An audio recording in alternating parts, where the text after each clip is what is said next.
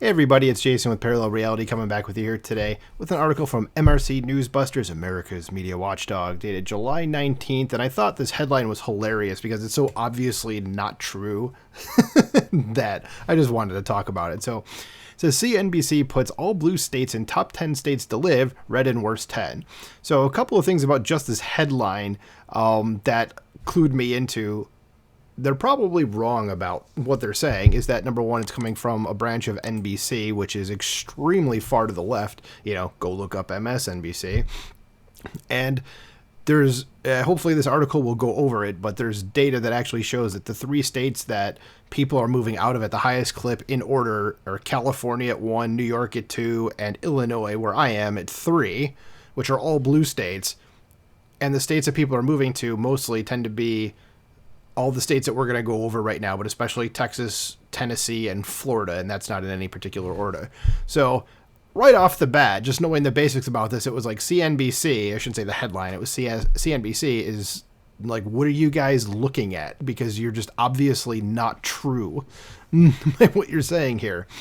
So let us go into the article. So CNBC's Scott Cohn portrays himself on Twitter, not as some progressive commentator, but as simply a journalist. However, on Friday, Cohn released 2 articles, one on the top 10 states to live and work in, and one for the bottom 10. Despite all the migration out of blue states and into red states, as I just mentioned a minute ago, Cohn's top 10 was exclusively blue, while his bottom 10 was exclusively red. He's not biased at all, folks, not even a little bit. So right away, it was obvious that Cohn started with a predetermined conclusion that red states are terrible, defining liberal policies on social issues to be positive. The study measures quality of life issues including crime, healthcare, childcare, and healthcare. Why does it say childcare and healthcare? So why does it... Okay, you have that twice there. I don't know if that's a Newsbusters thing or if that's this dude's article and they're just quoting him. It looks like they're quoting him. As well as inclusive policies on discrimination and reproductive rights. Okay, you don't have reproductive rights. It's not an actual thing, but okay.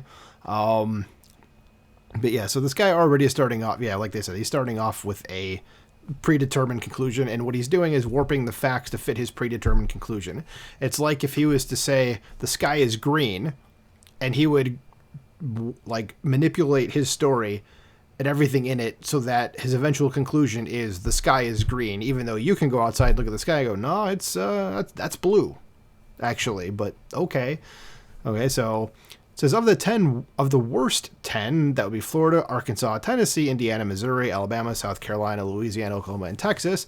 So what do they all have in common? It says reproductive rights appears 6 times, while inclusiveness appears 8 times, and voting rights appear 7 times. Everybody has voting rights, dude.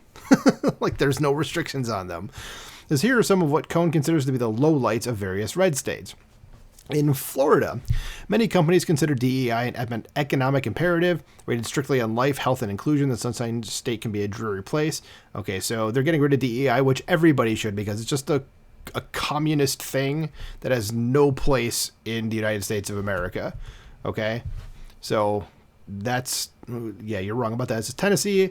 It says has enthusiastically passed laws targeting LGBTQ rights. I'd like him to actually provide an example. It says even if it has meant crossing the bounds of constitutionality, but plenty of other laws have survived, like a transgender youth sports ban.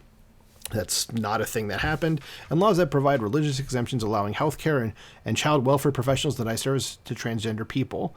I think I know what he's talking about, but I also think he's completely wrong about that, which would just be in line with, a progressive, because they're just wrong about everything all the time. In Missouri, it says the state became the first to enact a so-called trigger law, which went into effect moments after the Supreme Court overturned Roe v. Wade in 2022. It's not a so-called trigger law. It's what it's called, is a trigger law. So that's meant to say that, like, if I think I was about to say Alabama, I think might have had it too, but most difficult states to vote in with no. Okay, so they don't say anything about Missouri's, but I'll come to Alabama in a sec. But yeah, the trigger law was just basically once if Roe was overturned, Missouri had a law automatically went into effect stating that you're not allowed to have an abortion after a certain amount of time. I don't remember off the top of my head. But okay, so they did that. Because Alabama is also one of the most difficult states to vote in, with no in-person early voting and restrictions on voting by mail, which is what it should be. It's election day, not election possibly days, maybe months, could be weeks. Who the F knows? So, yeah, I don't have an issue with that. It says Oklahoma, the Sooner State's 1910 abortion ban remains among the strictest in the nation, even after its state Supreme Court struck down some parts of it, like the provision that required a medical emergency to justify an abortion. The law makes performing an abortion a felony punishable by up to 5 years in prison, unless procedure is necessary to preserve the mother's life. I don't know anything about that one at all. It says Texas, the Lone Star State keeps hacking away at inclusiveness with laws targeting the LGBTQ population, voting rights, and the nation's strictest abortion ban. And I'd like to see what he's actually referring to here. This is NBC News, bans gender... Okay, so yeah, basically they don't want children to be mutilated, is what it is, which is what this is. So yeah, I don't think anybody in their right mind would have a problem with that. And if you do, well, you're the problem. I hate to break it to you. Anyway, this first top 10, that is, deep breath, Connecticut, Massachusetts, Colorado, Washington, Oregon, Hawaii, Minnesota, New Jersey, Maine, Vermont. Cone naturally takes the opposite approach. As Massachusetts, the Bay State is another healthcare powerhouse with the nation's lowest percentage of people without health insurance, which it's not a right. I don't know why progressives think it is. It's not, but okay. So there's a legacy of Romney Care, the healthcare reform signed into law by then Governor Mitt Romney in 2006, which became a template for the Affordable Care Act. Oh, thanks, Mitt. It says worker protections are robust in Massachusetts, and so are reproductive rights. Worker protections, okay. So you're a big union guy. I'm not against unions personally, but I don't have a very good view of them. This Colorado is positioning itself as a haven for reproductive rights and gender affirming care with a set of laws signed by Governor Jared Polis in April. It says Washington, protections against discrimination in Washington are among the strongest of any state, according to the National Conference of State Legislatures.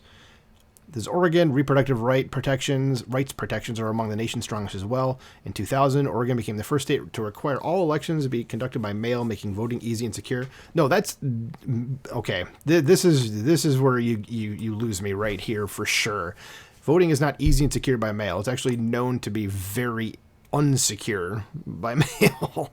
So no, that's not. So I don't know what the hell you're talking about, dude. Anyway, it says Minnesota in 2023, the state codified reproductive rights and expanded voting rights. I don't know what that means, expanded voting rights. Like, to who?